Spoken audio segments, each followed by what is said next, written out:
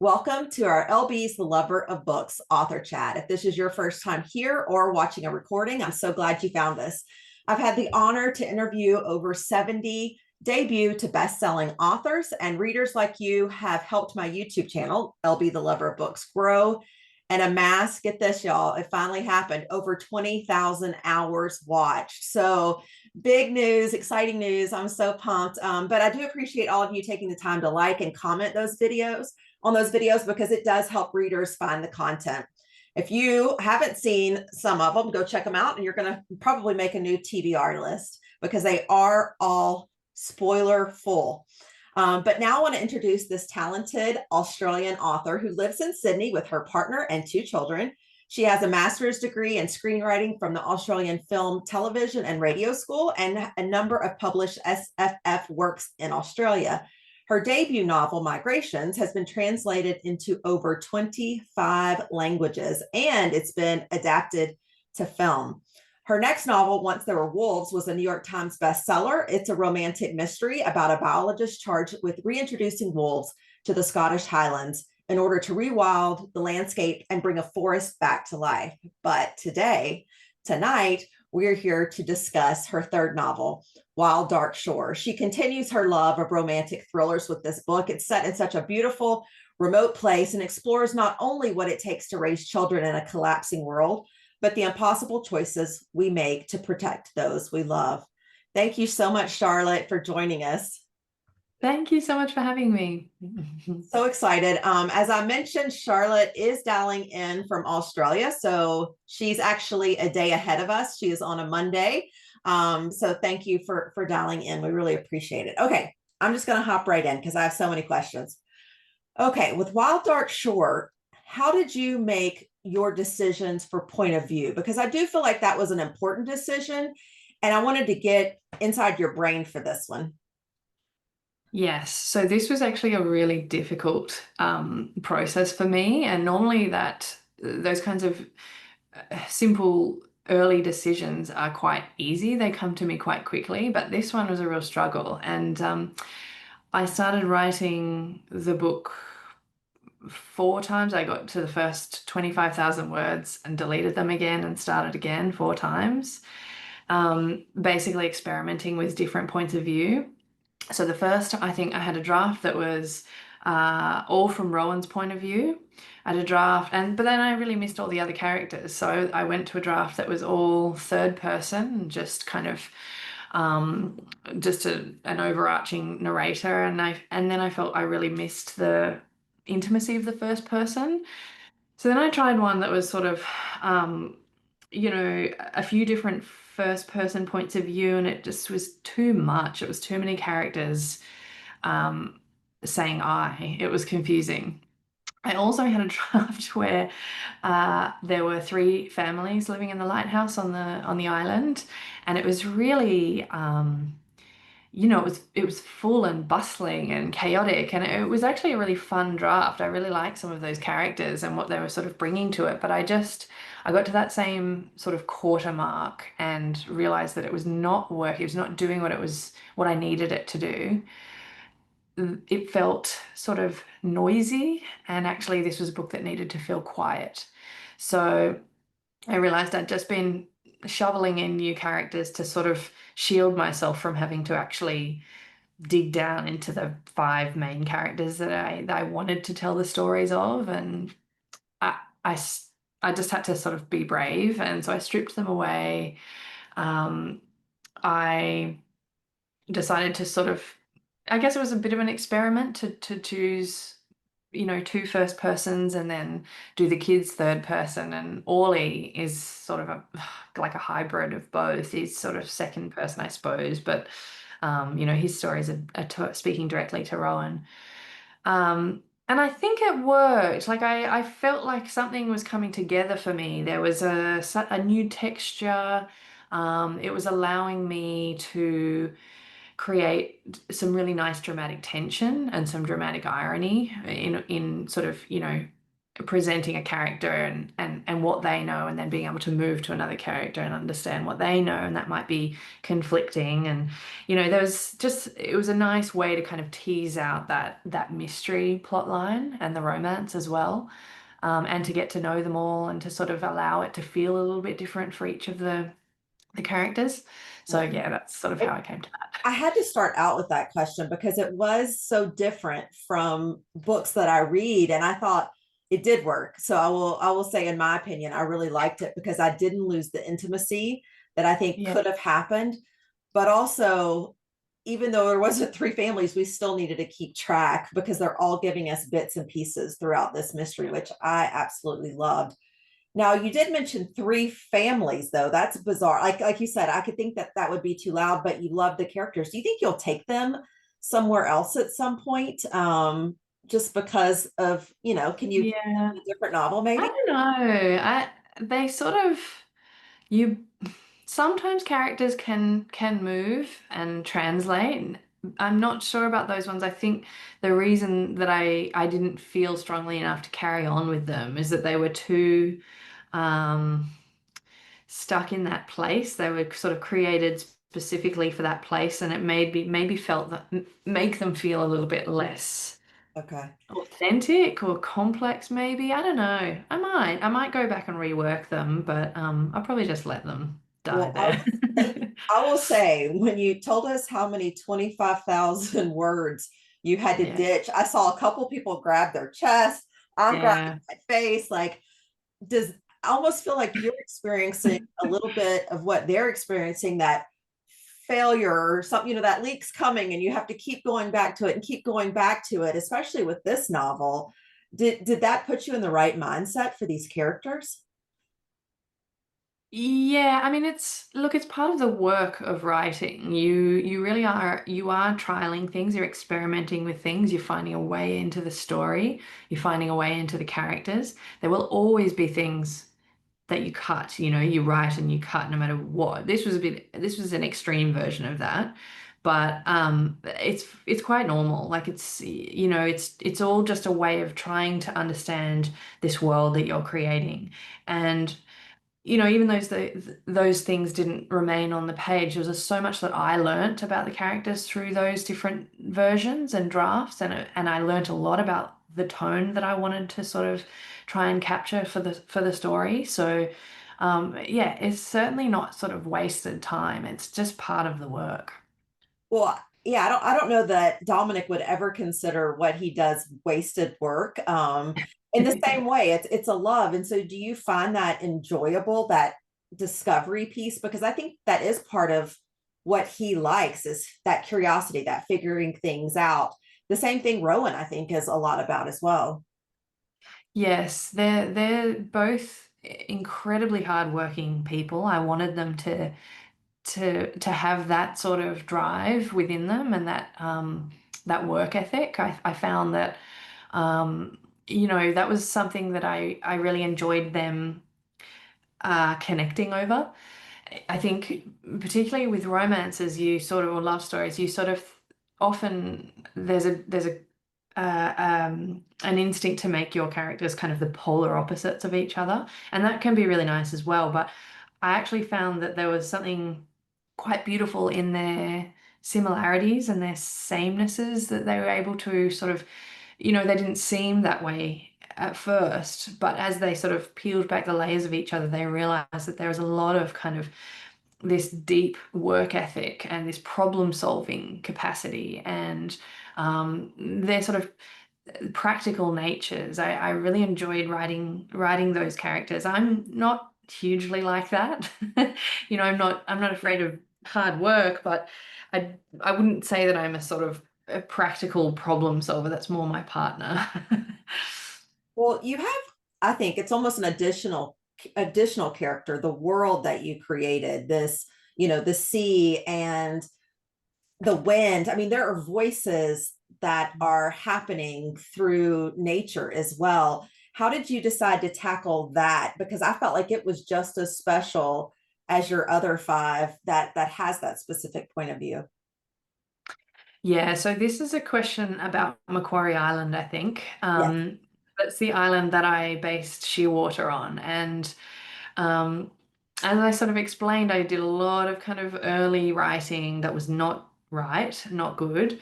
And part of the problem with me not knowing how to tell the story was that I was feeling very disconnected from the setting. And so I realized that I needed to get to Macquarie, which is where was basing this island on. I needed to sort of understand the physical elements of it, the weather, the textures, the colors, the sounds, the smells, everything. And I had not expected to be able to get there because it's quite difficult. It's very remote. Um, but I looked into it. There was one boat that was going to go down there that I could possibly get on. Uh, but the problem was that I had just had a baby. So I had to sort of, and I was not willing, it was my first baby. I was not willing to leave him for 2 weeks. So I contacted them and just said, look, would it be madness for me to come down here with a baby and do this crazy, adventure voyage? And they said, well, we've never had a baby before, but sure, like let's give it a go. Come on down. So we went, and I had sleepless nights of terror, thinking, what have I done? Why am I taking this baby on a boat that you can't get off if something goes wrong? It was very scary. And we walked. I remember carrying my little boy in his puffy life vest over on day one to the leader of the expedition, and she took one look at me and said, "Oh, we told them not to let you come." And so that was very, very scary to begin with. Uh, but it was actually great. It worked out really well. We had beautiful, calm seas. Finn was great. He coped with it really well. He had a great Wait, time. say that again. Um, Who coped with that really well? Finn? Oh, Finn, Finn. Okay. Similar to Okay. I Finn. was like, wait a minute. Yeah, I sort of named her after him. Anyway, so I got down to Macquarie. You sort of climb down into these big inflatable boats like the Zodiacs in the story and travel over towards this incredibly dramatic, wild looking island, and climb onto the black sand beach, and it's a wall of sound. It's I have never experienced anything like it. Just thousands and thousands of birds. There are penguins everywhere walking up to your feet to look up into your face.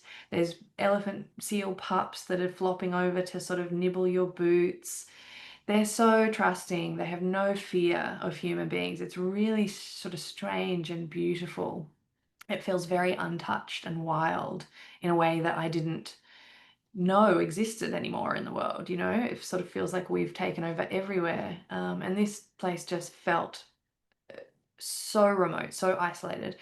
But then the crazy thing is you can actually sort of see the remnants of its very near destruction. The island was a target for oil exploitation in the 1800s. So the sealers and the whalers went down there in droves and just nearly wiped out all the animals there. They did actually wipe out a species of fur seal. And there's all these barrels that are still sitting there. So that's in the book. The big penguin barrels are real. They sit there on the beach, and it just struck me as an incredibly beautiful but sad and grim, and like it was the sort of the blood spilt in this place hangs heavy in the air there. You can just feel it. It felt haunted, and I had not expected that at all. And so I didn't sort of understand that before I got there. And then it was like a real insight into suddenly how this book needed to feel, the tone, that hauntedness was going to make its way into the characters as well. So it's a very haunted place, but it's a haunted family. And it became a gothic romantic mystery, and that's why there's voices on the wind that Orley can hear, and it's why Dominic's haunted by his dead wife. And Rowan has these really kind of intense tactile visions of the sealers that she can sort of, it's almost like she can imagine them being there, and this place is haunted by that. Yeah. I would say this book in general is very sensory. I mean, it seems like you're tapping into, sight, sound, smell, touch, everything to immerse us into this remote world. Did you consciously go about it, or is that just because what you were experiencing during your research time there, or was that an intentional act? Um, I mean, you always want to get the details right as a writer to try and bring a place to life, and settings, natural settings in particular, are very important to me and my work. That's sort of how I let my characters relate to these wild spaces and the wildness within them. It's by bringing it to life with these details. And so, yeah, I guess I'm always conscious of wanting to get them right. Um, and I remember sort of you get to Macquarie, and I had years by this point of planning and research behind me. And so it was the culmination of, I don't know, it was like finally getting to this place needed to unlock something for me in my horrible writer's block or my struggle. Um, but you can only go there for 2 days.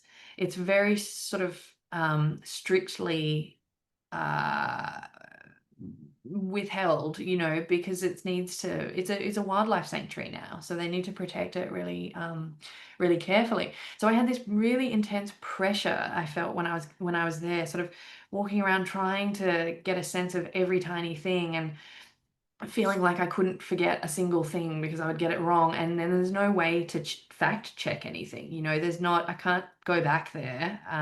There's not that much information on the island out there. There is some, but in terms of, like a particular tiny plant species, if I didn't remember that or get a photo of it, it would be gone, and that wouldn't exist in the book. So yeah, there was a lot of kind of, I had a sense of urgency while I was there about trying to capture everything to do it justice. So did you make use of that extra daylight, I'm assuming, on those days to get as much in, walking around, photographing, writing notes, all those things? Heaps of photos, heaps of just sort of sitting, trying to take it in, wandering around as much as we could. There's only some areas where you can actually go, so some of it's restricted, but yeah, lots of just, I don't know, like it feels like a dream. Those 2 days, they're so brief, and then we sailed away, and I just thought, I can't believe that's the end of it. Like that just was too short. Well, when you said Um, 2 weeks, it made me think that you would get more time there, but that's really more travel than anything. Yeah, so this voyage, it would be a few days direct sail down there to get there on this big ship. But you stop at other islands, other sub-Antarctic islands as well. So I was able to use those a little bit in kind of, draw some of the elements of those into the fictional Shearwater. So, that it was all amazing. Well, the reason why I brought up the census is because each character seemed to really fall into one more than the others. Like, for instance, the older brother, Raph, sound was so important for him with the violin, with the whales. For Ollie, it was touch. I mean, he was constantly wanting that, just like a kid wants to be held, touched, sleep with, um, and I would say for Dominic, sight, like he constantly had to see and know where everybody was. um it seems like it was so important for all these characters, and it really drew us in, so I really loved it. I appreciated all of that. All right, Okay. I'm going to keep moving because there's so much to talk about. When did you know going in that this was going to be a conversation about biodiversity and making sure, that we understood that this was, I mean, because yes, you have the storyline going, but I think a lot of it is that, um, you know, ecology sort of discussion. Yeah.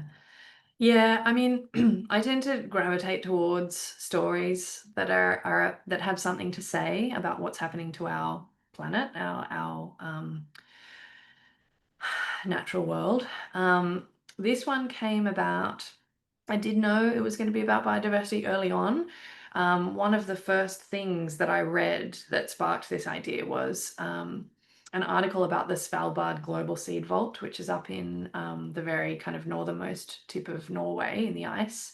And they built this vault to house the world's agricultural seeds in case we ever need them in a disaster, to replant food sources, basically.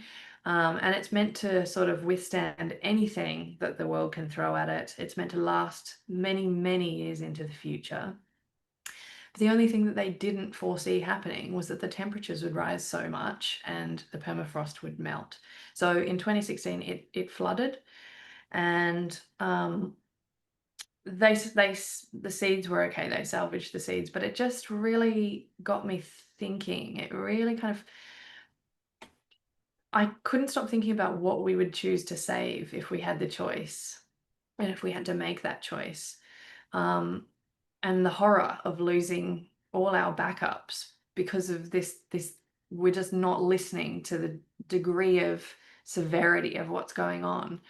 Even the people who are meant to be sort of looking into the future are not kind of, we're all not seeing the severity of this.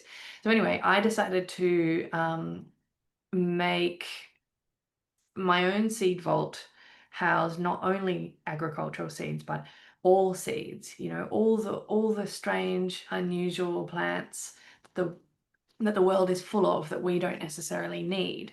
And then I decided to ask my characters what they would choose to save if they needed to. And so there's a real ticking clock in this story. It's sort of a race against time to save as many seeds as they can to be relocated from this flooding vault. But of course, there's big, complex decisions, moral decisions, ethical decisions being made about what do we save? What do we take? Do we just save the things that humans need to eat to survive? Or do we try and face the fact that this kind of selfishness, these selfish decisions are what have got us into this mess in the first place, and recognize that, in fact, the only way out of this is together. It's with everything. Biodiversity is the most crucial thing now for every living thing on this earth. And so, I gave that courage to Orly, who loves the seeds. I thought it would be kind of beautiful to have the child be the one to recognize that, Yeah. we've got And to I love save that the he things that also, just exist for their own sake. well, and I loved how you threw in his voice to giving us those lessons along the way. They were so poignant at the time to describe what's happening in the chapter, and that Rowan was this very closed up seed waiting to happen, and it took the ash to get her to bloom, right? I mean, it was so symbolic. All of it was just so beautiful. I just loved, again, that was so new to me, having that point of view. I just thought it was so important. It was so good. Oh, thank you.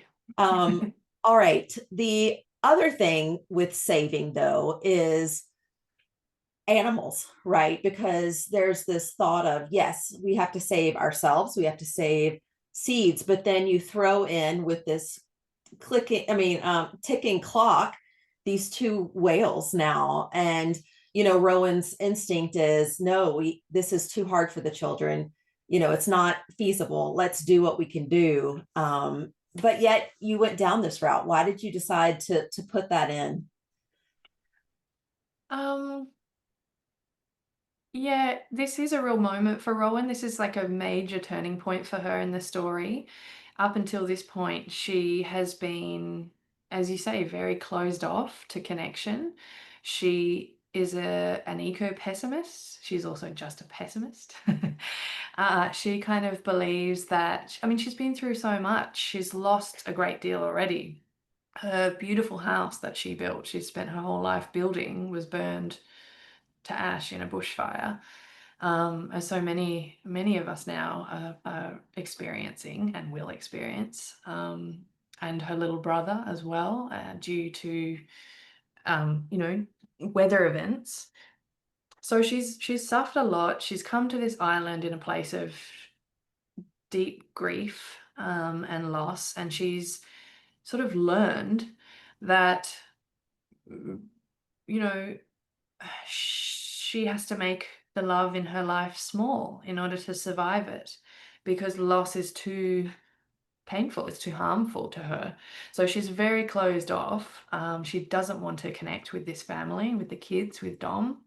Um, but the whale scene is a major turning point for her in how she sees the world and what's possible. So she goes into that thinking, this is us watching these beautiful creatures die, and we shouldn't be putting the kids through this because that's what's going to happen. And then it doesn't. So it's sort of, it's a moment of life and love and joy for her to sort of recognize that actually the worst doesn't always have to happen, and that in fact, you get so much more out of life if you can embrace connection, even in the face of loss. Or the kind of ultimate learning that she makes throughout this story is that in the face of world's end, love should not shrink, it should grow. Yes, I love that message. And Lindsay says it like it's so perfect because it does resonate, especially with us parents, because it was such a crucial moment for her and that family together. The other part I thought was very interesting was the empathy part that you threw in for the whales. And it's really like they sort of take on the job of those whales saving other creatures in a way that foreshadowed from the earlier story. Yeah, that's a lovely way to look at it. Yeah. I mean, there are just so many kind of beautiful moments in the natural world of creatures acting a way that we don't expect them to, with empathy, with love. It's such an important reminder that there is so much worth saving. A lot of this novel too is dealing with that mental health piece because we know that it was required for check-ins, but for at least the scientists, because they had to have, regular checkups to make sure sanity, type thing. But each of them are dealing with it in the family a little bit different. When did you decide how you were going to handle that mental health? And I do feel like Rowan was a little bit ahead of the game with them in Yeah. comparison, the communication piece at least. Yeah, absolutely. She's way more, she has much more emotional intelligence and more of a capacity to, uh, I guess, process things in a healthier way. I mean, she kind of arrives on this island and is met with this family who are in deep crisis because they can't communicate with each other. So the father is Dom's really struggling to help his children through their grief and their loss and their trauma, um, because he hasn't learnt the skill of being able to recognize a feeling, talk about it, and process it that way. Is the healthiest way to kind of process how we feel. But what he does know is how to punch a bag. So that's the only way he sort of can try to help his son, but it's not really helping Raf. It's not actually getting to the root of the problem. It's just exhausting the rage rather than trying to understand it. So yeah, she's definitely can kind of see that they need help. Whether or not she's consciously thinking, oh, I'm going to come in and save them, it's definitely not that. It's more she instinctively is able to guide them, and help them to sort of heal and recover their relationships with each other as well as their own stuff. She's the thing about Rowan is she doesn't want to be a mother, but she is a very good mother. Yeah, I mean, when Dominic is describing how instinctual his wife was with the children, it was in the younger ages, right? The nappies, the Mm, fevers, the all, the temperature, all those things. But then yeah, if you look at what Rowan's doing, it's quite similar, yeah, but with the emotional growth of these children's just instinctively, which I found beautiful. And it really was the saving grace for Dom at the end when he yeah, realizes and when he says, just talk to me, yeah. it was really a beautiful moment. Yeah, well, good. Yeah, that's what I wanted it to feel like she had come here for a reason and that she had actually brought them back to life, this family, and saved them. So that there's a point to her being there. Can you talk about the issue of children being a carbon footprint? Because that did come up in the book as well. And we have heard that in the news. And people will say, oh, I'm only going to have 2 children because of the carbon footprint, or I'm not going to have. Can you talk a little bit about what that was like? Yeah, so this is something that I was really struck with as I was sort of coming to the age to have children. My partner was very unsure about it because he's very, very conscious of, our environment and how we're going to sort of protect it and slow down this course that we're on. And so we do know that, having children has a cost upon the world. And so there's a lot of people making really conscious decisions now to not have children. And I think there's also an aspect of that that's not wanting to bring children into a dangerous world where they may not be able to keep them safe. That's Rowan's thing. Mhm. She's frightened of not being able to keep children safe. Her so yeah, it's something that I'm very conscious of. I've always known that I want to have children, despite all of that. But I think I wanted to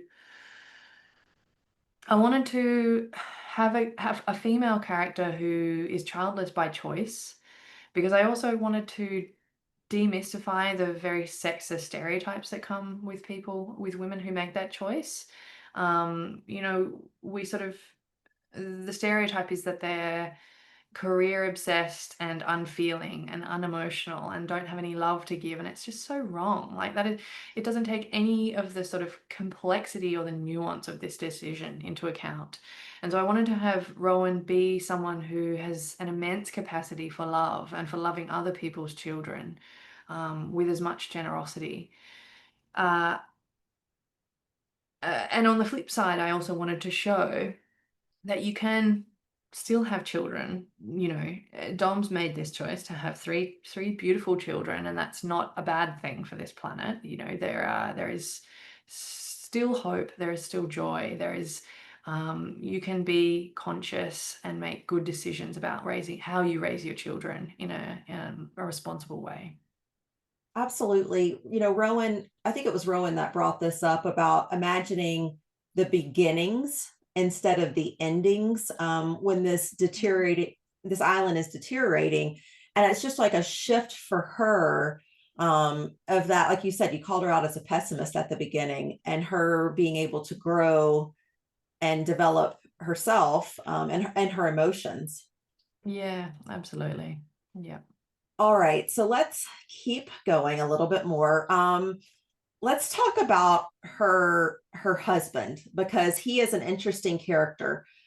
He comes in the book as sort of a loved one, I would say, for the children on the island. He was very attentive, and almost like that professor relationship. And then we could see it, a little bit more tension when we got Rowan's perspective back on mainland. So what was your intent with him, and how did you always know the direction that his character was going?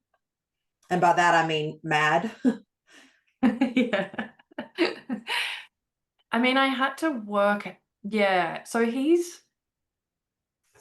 was a funny one for me to sort of manage, because we don't get his point of view. So he's always someone that we're only ever learning about through other people's eyes. And therefore, we're never going to know the deep complexities or what he's really going through. So while it's very easy to sort of see him as the baddie, I tried to refrain from that, because I don't really think you should do that with any characters that you create. I wanted to instead try and explore the immense pressure that kind of fell upon his shoulders in having to make those decisions, and the deep uh, emotional toll that pressure would take. And that's sort of what sends him mad in the end. And it's also an element of this island, that it's so haunted that there are stories of it sending people mad. So it's a little bit playing into that. It's how do you kind of bear the grief of the past, of what's happened here, and of what may be about to be lost.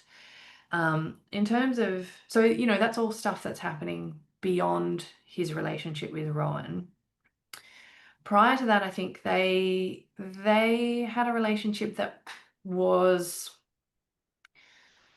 sort of based on a shared love of a place or a landscape they both really love, I think. And maybe that's all. You know, I think maybe they didn't connect on a lot of other levels. I think they shared um, a conscience about the environment, uh, but it only extended so far. Hank definitely wants to have children and sort of can't wrap his head around Rowan not wanting to. And so it's a sort of, um, you know, that's a thing that often just can't get resolved. And I think that broke down amongst their relationship and caused them to start resenting each other, to possibly not respect each other as much anymore. And then there's also elements of Hank's character that I think are really selfish and really narcissistic. And, um, you know, she sort of kind of puts up with that because she's not that interested in having a deep, profound love. That for her is too frightening. And so this is a safer sort of connection, a safer relationship, I think, that she has with Hank until, you know, it just goes to hell. Well, I want to go back to Hank's responsibility for choosing these seeds, because that is almost like having to play God in a certain sense. And I mean, you would think a narcissist would be like, yes, but Yeah. even that is too heavy for him. And then we find out it falls to Ollie, this child. And so, how did you always know how he was going to react and the type his decision making when it came down to that, or is that something that naturally flowed from him when you were writing him? Hank or Orly? Ollie, so like that Ollie would always choose the most exotic, you know what I mean? The things that may Yeah, not yeah. survive without having those seeds, they would never come back. Yeah, definitely. Like that was his storyline, and I needed him to be sort of incredibly passionate about the seeds in order to be able to make those choices. So I think early on I sort of had a bit of a slight challenge in making. I'd gone from writing books about birds that travel the world and wolves, which are infinitely mysterious and interesting to human beings, to suddenly having to make little specks in a box charismatic, which they weren't seeming that way to me to begin with. And so I used Orly as I used a child's kind of joy and passion and love for something. You know how you, when a child loves something and wants to tell you about it, there's nothing kind of more gorgeous. And so I used him to bring them to life. And in fact, there are incredible stories about these seeds. There's so many interesting things, seeds and plants out in the world. And so it wasn't hard for me to kind of, in the end, bring them to life. And it was just really joyful to have Orly do it. Um, and I knew that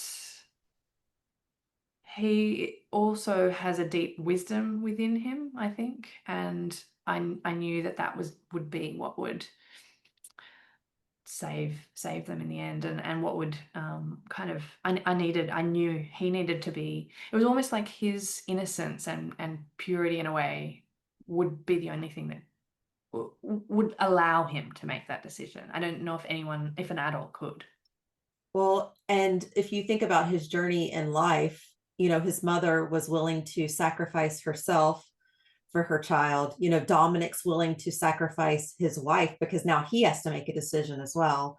And then you get to Rowan and those final decisions, you know, that she's making, and she decides the same. You know, it, it just seemed so big, and that he had so much on his shoulders, but yet he knew exactly what to do, because he is almost like that old soul. It's almost like he was the soul of that island in a lot of ways. Yeah, and you know, whether or not that's right is another thing. I think there's a moment in the story where Dom's reflecting on how he had to really lean on his two older children in order to raise Orly, and sort of not knowing if that is okay, if that's an okay thing to do to his older children, but then also being able to see that, they brought such love so generously, and that actually maybe it's okay to ask more of people. Well, not only did Hank and Ollie have to make these decisions with the seeds, you had to as well, because you're the one writing what's happening in the book. So how did you go about deciding which plants, which seeds you were going to make the crucial parts of the story and bring up and describe? Because they're just so, I mean, I was as excited as Ollie reading this. So I just wanted to get into your brain a little bit here. It's just heaps of research, lots of reading, heaps and heaps of reading about seeds and plants, and trying to find ones that had stories, not just interesting facts, but that had a story that I could create and turn into a sort of slight narrative for Orly to tell, so that we could connect in that way with it, with a sort of a journey, I suppose. And I also I wanted to place them in points that felt tonally right, so that they were adding to the narrative rather than just being completely separate. So yeah, it was hard. It was really hard. They were the hardest scenes by far to write in the book. I think that dandelion one is like 2 pages long, and it took me so long to research. Oh my God. Well, I would say, as a brain break, I would love for you to take these and make them into children's short, like just a small book, because like when my Yeah. kids would read, who is, and they find out about these historical people and their story, I think these seeds, it would be fascinating as well. And the artwork and having, you've already done Great the idea. research, right? Like you found those Yeah. stories, instead of what it would just be like, what is, and then I just love it. I think that there's something there for children as well. And you are passionate about the environment, and how best do we educate our children to know the Yeah, importance of it. absolutely. I love that idea. Somebody else has mentioned that to me, and I've been thinking about it a little bit. All right. I'm going to ask you some rapid fire questions. Okay. Oh, okay. I know. Very. While I'm doing that, audience, if y'all can be thinking of the questions you would like to ask Charlotte, and you can get them ready while I'm peppering her. It'll be fun. All right. Are you ready? Okay. Would you rather swim or go by boat? Swim. High or low tide? Oh, hi, hi. Which location would you like to travel to that you haven't been to yet? Svalbard. Yeah. What's the coolest plant you've seen in person? I really love kangaroo paws. They're this beautiful flower. Look them up. They're gorgeous. Okay. How cold of water will you swim in?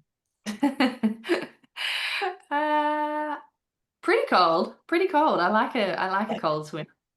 And if you can leave us with the best hike that you've been on, what location? Um, Maybe Cradle Mountain in Tasmania is pretty beautiful. Uh, After hearing Ollie talk about Tasmania, I'm like, definitely want to go there as well. it's nice. Yeah. All Yeah, right. that's I can't think of any other. Perfect. Thank you. All right, team. Are y'all ready to ask questions? If so, go ahead and raise your hand and you can ask her. If not, y'all know I have a ton of questions just on the ready. So there was one, someone asked in the chat box, the ending was so moving. What was your inspiration for Rowan's final act? Thank you, Hmm. Shantha, for that. Uh, I I knew that this was I mean, ultimately, this is a story about how far we're willing to go for our children, and for the people we love. And so I wanted to really ask that question and to really answer it. And so Rowan answers that question. She goes the absolute furthest you can go to protect a child. Um, and I also thought it was beautiful that she had been this person who was so closed off to him, and so not wanting to sort of connect with him, and then loved him enough to be able to do that for him by the end. Yeah, that I arc. knew that. Yeah, Yeah, it I was almost like a already little knew that was gnat she was, trying to at the beginning. So it was such growth. gonna. It was beautiful. All right, Mary Ann, why don't you go ahead and ask your question? So, I guess I was curious about your decision to create the I'll call it the troubled relationship between Hank and Fenn. I mean, and clearly he was critical in the movement of the plot of the story, and Hank's being locked up in the storage area. But had you considered other possibilities when you were Yeah, working through of those course. Yeah. various, versions? Mm-hmm. Yeah. I mean, you think through every decision, and Mm-hmm. ultimately that for me felt like it needed to be, I mean, on a practical level, it needed to be something severe enough for Dom to be angry enough to put him in a cell. It also needed to be reflective of his mental space that he's going through. And ultimately it felt like, while heartbreaking for Fenn to go through, it's actually something that a lot of young women have to deal with. Relationships with men that are harmful and that are not, healthy. And how do we sort of heal from that and move on from that? And especially when you don't have a mother, I felt like she's grappling with trying to become a woman, to move from her child's body into a woman's body. She doesn't know how to do that. She's got no guidance with that. And she's had this really sort of troubling experience with an older man that she now has to kind of sort of process and deal with. And I wanted that to be an element of sort of difficulty between her and Dom, and also something that Rowan could help her to sort of process and heal from. Because it's such a women's space, isn't it? That sort of needing to heal from, this kind of horrible experience, which happens to so many of us. Yeah.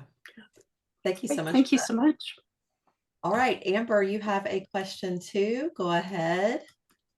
I just wanted to ask specifically about the spirit or entity of Dom's wife, Claire, because at one point in the book where Dom is kind of processing everything and he realizes, he says, it's so clear to me suddenly, this isn't my wife, it is not Claire. And then shortly after, when Rowan is making her, selfless choice to help Orly, and when she says, there is someone here, a woman down here in the dark with me, she catches me and holds me so tenderly, and I know her. She's a mother. She died so he could live. And I just wanted to hear anything you had to say about, were those the same entities or spirits? Was it always, monstrousness out of Dom's mind?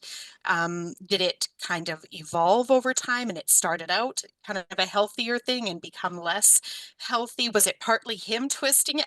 Anything you have to say about it. I'm really fascinated. That's one thing I can't seem to get off my mind since I finished the book. And I have read all 3 of your books in the last 3 weeks because I read this one first and then I was like, I need them all. So An overload of Charlotte McConaghy. Okay, so I mean, I think this is partly for you to work out how you feel, but I will say that I think I think that for each of them, she is something different. She is I don't think she's an actual ghost. I think she's a presence that they kind of bring a way for them to grapple with the grief and the loss. So for Dom, yeah, I think you're right. Maybe earlier on, it was a way for him to kind of have someone to talk to have some company, to kind of be trying to say goodbye to her. But too much time passed, and I think he became really unhealthily connected to this thing, and it became like a noose around his neck. It was not letting him heal as he needed to heal in order to kind of move on. And so it became a sort of a negative force for him. And I think earlier on in the book, she starts out as a negative, frightening force for Rowan. She's a sort of slightly threatening presence for her, and that's just how she's kind of perceiving this figure that this family all kind of miss terribly and love. And but then of course, you know, ultimately Rowan kind of can see that this woman is just like her. So yeah, I mean, you can kind of, I think the thing about reading ghosts is you have to read into them what you bring as a reader. But for me, it's about what they're feeling and what they're projecting onto her. Well, great conversation started there. I appreciate that, Amber. All right, I missed this question earlier, so it's just a practical one. Shanna said, how far are the islands from where you live when you did your research, and how long did it take you to get there? I know you discussed stopping at some islands, but just practically, can you tell us what that was like? Yeah, you just basically it's yeah, you just jump on a big boat and travel down, and it's a 2-week journey, so you get to Macquarie and then you head home, and that circle is 2 weeks. Okay. So I guess sailing directly there would just be a few days. Yeah. Okay. It's very remote. Like there's nothing out there. The Where did you stay? Like the one night? Like it's so you sleep on the boat. You can't, there's no sleeping on the island. You stay on the boat. Yeah. You just disembark for a few hours at a time, and then you can't take any food on. You can't take backpacks. You can't take water bottles. You've got to like scrub your boots before and after, so there's no biohazards. It's really, really, really heavily protected. Oh, that's fascinating. All right, Lori's question. I wanted to see what happened to the family and where they went after. Why did you choose to leave it open and unanswered at the end? And I think this goes a lot back to what Amber was saying, but can you talk a little bit about that? You get to choose. You're on adventure. It just felt too somewhere. I felt like I was, yeah, I felt like I would be like going too far. You can sort of, I think you can carry on a bit too much. There's a point in a story where you need to stop. I think it was enough to know that they had survived and they were together in a very healing way for this family, and that they would be together wherever they wound up, and they had a sort of, I guess, mental fortitude now to be able to know that they'll be okay wherever they wind up. I mean, you know, the fantasy is that they'll go to Rowan's land and replant all her beautiful trees. Don't know if practically speaking they'd be allowed to do that, but maybe. Maybe. Kayla says, she's adding to my rapid fire questions, your favorite animal, but then she has a follow-up. Hers is the cheetah, but she's just so worried about their future and struggling genetics. Can you talk a little bit about that? Not cheetahs, but your favorite animal and how animals work into this biodiversity. Yeah. It's wolves. I love wolves. I really love them. I mean, I spent a lot of time reading about them and learning about them for my second book. And they are extraordinary. I just yeah, I love their nature and what they're able to do for an environment. I find it incredibly fascinating the way that we sort of see them as monsters and are so frightened of them. I also love whales, obviously, like they feature in this story. I love seals. I love Selkie mythology. So that's why I think I love seals. So many birds. I don't know, it's hard for me to choose. I just love so many of them. Yeah, I mean it's hard. Like just like they had to choose seeds. Us making you choose animals is can be I would say. Somebody asked, Lori, what is the story that's next on your horizon? Have you started that big research project yet, or anything you can tell us? I'm very early days. I've just had a year of maternity leave to look after my daughter, and she's kind of just starting daycare. So I'm back at my desk to start a new project. I'm really struggling to find my way into it. It's a hugely complex idea with endless sort of research avenues. So I'm trying hard not to get a bit overwhelmed by not knowing where to start. I think it will just be that I need to, I don't know, start reading, lots of reading. And then there'll be a point where you have to just stop with the research because it becomes too much and you've got to actually just start writing the story and getting to know your characters. I won't go into what the idea is because I'm even struggling to kind of form it, but it will be, you know, I know it's going to be an epic love story. I know that it will be an exploration of our changing relationship with nature over the course of human history. So Oh, you had me at epic love story and nature. Sounds great. All right. So Jill would like to know, we're not going to go into this overwhelming research reading, but do you ever read for pleasure? And if so, can you recommend some of your favorites? Yes, I obsessively read for pleasure. I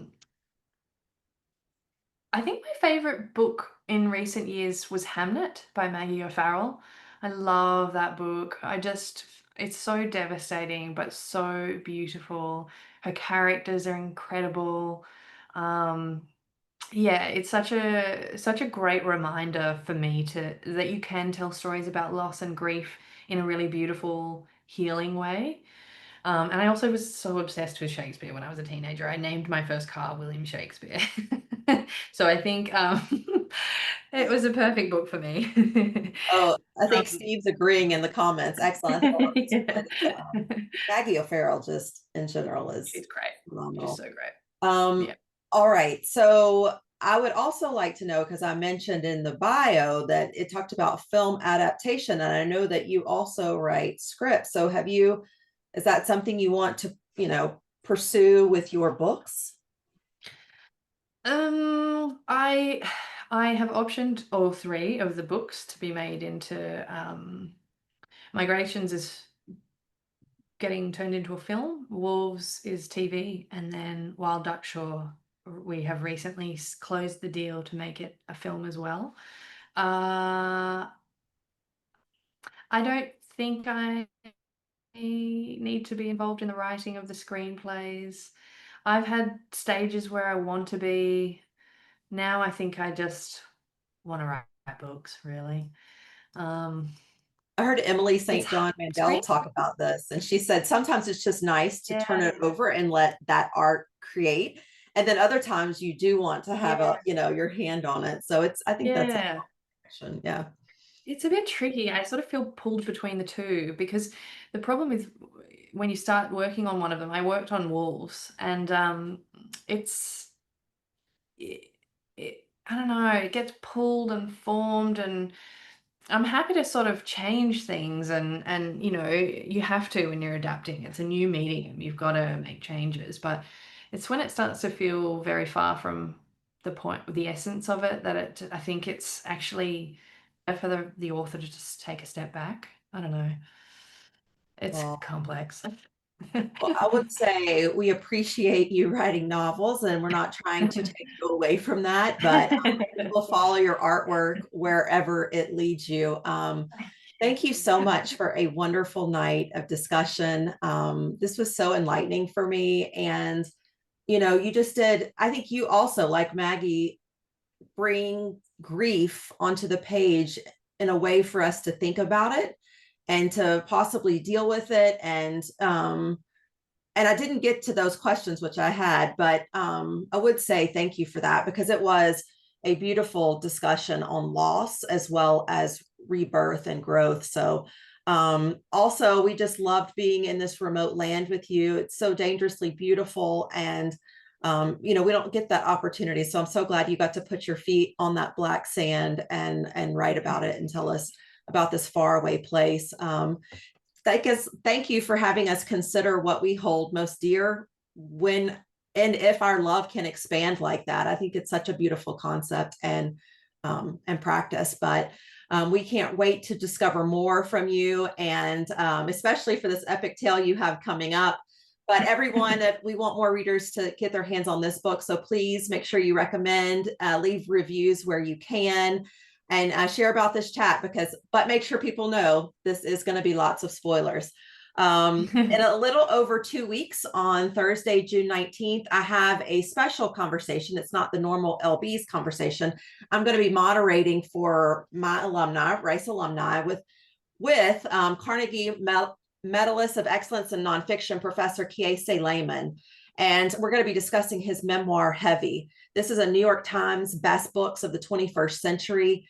And this is on a very important historical day, Juneteenth. So if you haven't read that book already, that memoir, please do and join us. It does require registration. So make sure you find those links either on my Instagram or Facebook, because you will have to register for that.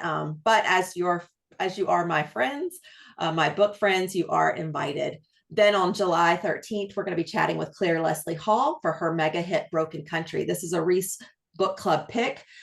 She's going to be dialing in from the UK. So know that this chat is a little bit early at 3 p.m.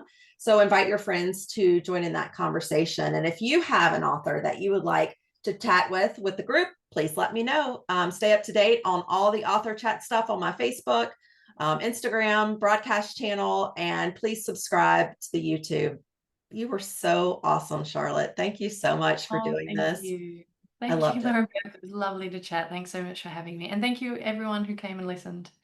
Perfect. Good night, everybody. And good morning to you, Charlotte. Thank you. Bye.